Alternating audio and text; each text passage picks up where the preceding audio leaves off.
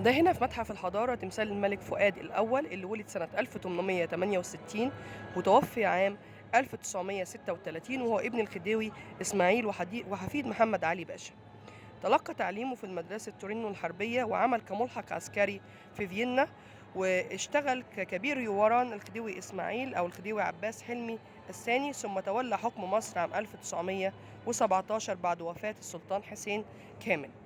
بعد قيام ثورة 1919 تم إعلان مصر في حكمه كمملكة مستقلة، وقام بتغيير لقبه عام 1922 إلى ملك مصر والنوبة وكردفان ودارفور. واهتم الملك بشؤون البلاد طبعا وبالثقافة، وأسس الجامعة المصرية عام 1908.